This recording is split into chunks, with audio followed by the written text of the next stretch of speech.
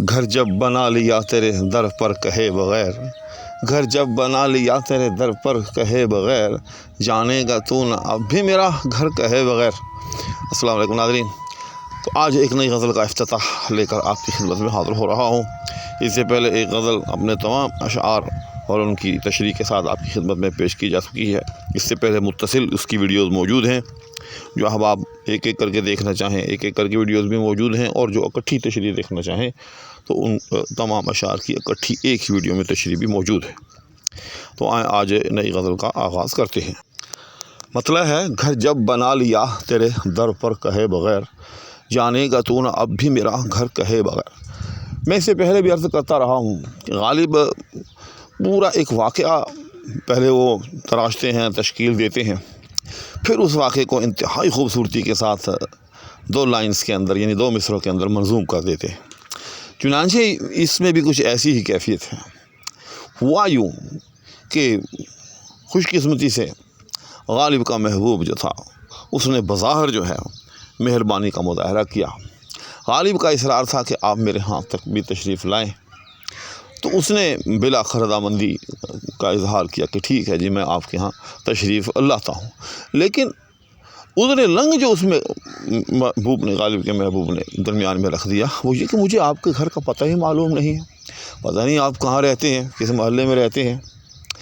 حالانکہ کسی کا گھر تلاش کرنا، کسی کا پتہ پوچھنا کوئی ایسی مشکل بات نہیں ہوتی، آپ کسی سے بھی پوچھ سکتے ہیں، لیکن اگر آپ کی نیت نہ ہو تو پھر اس قسم کے عذر لنگ جو ہیں وہ تراشے جاتے ہیں۔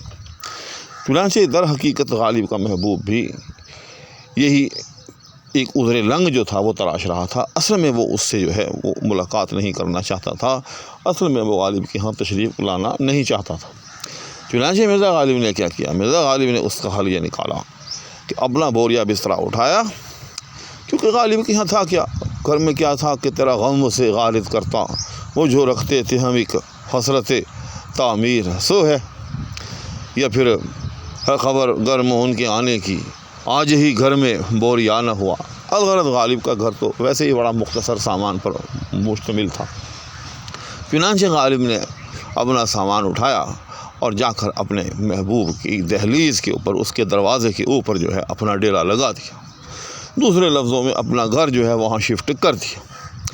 تو اب جب یہ صورتحال پیدا ہو گئی تو اب جناب والی غالب کی ملاقات ہوتی ہے کہیں سریرا محبوب کے ساتھ، اپنے معشوق کے ساتھ، اور اپنا مطالبہ غالب دہراتا ہے کہ حضور کبھی آپ تشریف لائیں میرے ہاں بھی، اور ساتھ میں پھر یہ شعر کہتا ہے کہ گھر جب بنا لیا تیرے در پر کہے بغیر، کہ او ستم ظریف، اگرچہ مجھے آپ سے پوچھنا چاہیے تھا، لیکن مجھے خدشہ تھا کہ اگر میں آپ سے پوچھتا تو آپ یقیناً اجازت نہ دیتے، تو میں نے آپ سے پوچھے بغیر، آپ کی اجازت کے بغیر ہی جو ہے آپ کی دہلیز پر جو ہے اپنا گھر بنا لیا ہے۔ لیکن اب ذرا توجہ کریں، جانے گا تو نہ اب بھی میرا گھر کہے بغیر، کہ پہلے تو آپ یہ عذر کر دیا کرتے تھے کہ میں آپ کے گھر کا پتہ کیوں کر جانوں، کیسے جانوں، جب تک مجھے کوئی کہہ نہ دے، مجھے کوئی بتلا نہ دے، بھلا کہے بغیر میں آپ کے گھر کا پتہ کیسے جانوں؟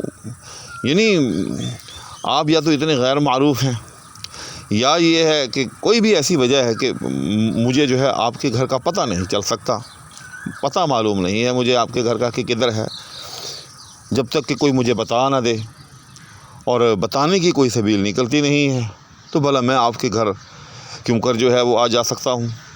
تو اب تو آپ کے دروازے کے اوپر میرا گھر ہے، تو کیا اب بھی یہ آپ عذر لنگ جو ہے وہ تراش سکتے ہیں کہ مجھے آپ کے گھر کا جو ہے وہ پتہ نہیں ہے؟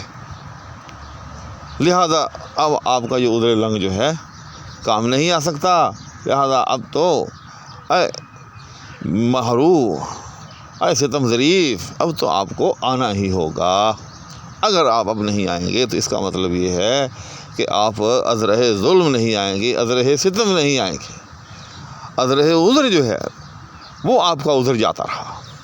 تو ناظرین، امید ہے کہ میری اس مختصر سی تشریح کے ساتھ آپ کو یہ مسئلہ جو ہے اپنے ہر پہلو سے معلوم ہو گیا ہوگا۔ میں نے پوری کوشش کی ہے کہ کسی قسم کی کوئی زائد بات جو ہے اس میں نہ کی جائے، زوائد کو ایک طرف رکھتے ہوئے آپ تک جو ہے وہ تشریح پہنچائی جائے۔ اب میں اپنی اس کوشش میں کہاں تک کامیاب ہوا ہوں، مجھے اس کا کمنٹس میں انتظار رہے گا۔ بلکہ اگر آپ اس شعر کی کسی اور پہلو سے تشریح جانتے ہوں، سمجھتے ہوں، تو اس کو جو ہے وہ کمنٹ میں ضرور لکھیے گا، تاکہ میرا بھی فائدہ ہو سکے اور باقی احباب کا بھی۔ اگلے شعر کے ساتھ انشاءاللہ اس سے متصل ویڈیو میں اس وقت تک کے لیے دعاؤں کی درخواست کے ہمراہ اجازت چاہوں گا۔ اللہ حافظ۔